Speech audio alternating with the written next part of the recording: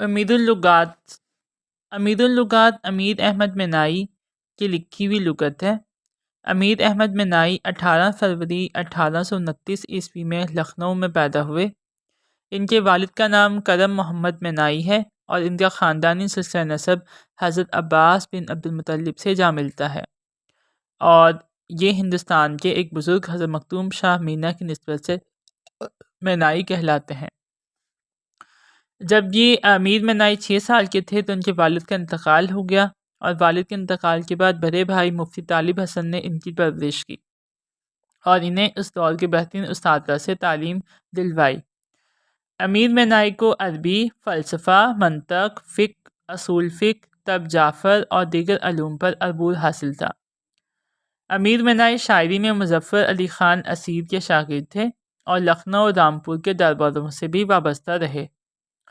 شاعری کے ساتھ ساتھ نثر میں بھی انہوں نے زبان لکھنؤ کا نثر میں بھی کار فرمائی کی، اور اسی وجہ سے انہیں زبان لکھنؤ کا بہترین وارث کہا جاتا ہے۔ زبانوں میں امیر منائی کو اردو، فارسی، عربی بھاشا اور سنسکرت میں عبور حاصل تھا۔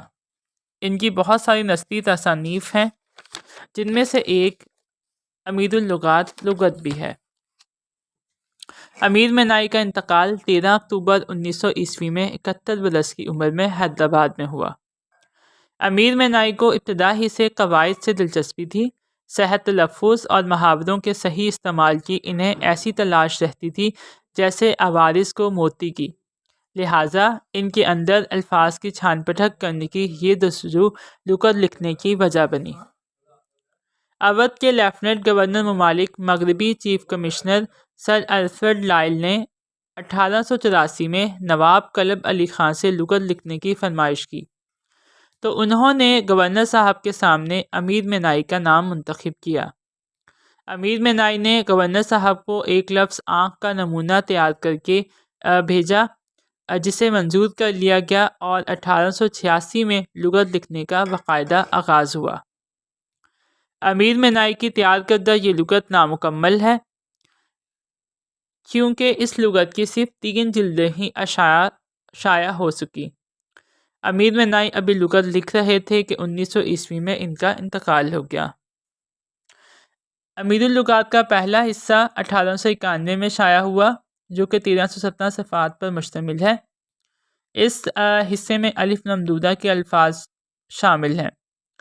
امید لغات کا دوسری جلد جو ہے وہ الف مقصودہ پر مشتمل ہے، جو کہ 1893 میں شائع ہوئی، اور تیسری جلد کی اشاعت جو ہے 1895 میں ہوئی، جسے کہ لیکن تیار ہو گئی تھی 1895 میں، لیکن اسے شائع نہیں کر سکے، اور اس تیسری جلد کو ڈاکٹر رؤف پاریک نے 2010 میں مرتب کر کے شائع کروایا ہے۔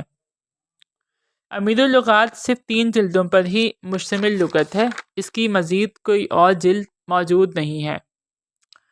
امیر منائی نے ہزاروں کی تعداد میں الفاظ و محاورات تلاش کر کے ان کو شامل لغت کیا اور سینکڑوں غیر ضروری اندراجات کو ترک کیا۔ امیر صاحب کا سب سے نمایاں کارنامہ اور خصوصیت سائنٹیفک طریقہ تالیف، جدید رنگ ترتیب، وسعت و جامعیت، محققانہ وقت نظر اور نئی زبان کا استعمال ہے۔ امیر منائی نے سند کا بھرپور اہتمام کیا ہے، اور سند میں کے طور پر کہیں بھی اپنا ایک شعر بھی سند کے طور پر استعمال نہیں کیا۔ امیر لغات کے 2 حصے الف ممدودہ اور الف مقصودہ نہ صرف جامع اور مبسوط ہیں، بلکہ اردو زبان کے اچھے قاموس بھی ہیں۔ ہاں، لیکن لغت میں اندراجات کی ترتیب، مسائل و تلفظ یا اعراب و معنی کے کچھ مسائل ضرور موجود ہیں، لیکن اس کے باوجود امید اللغات اردو کی بہترین لغوی خزانوں میں سے ایک ہے۔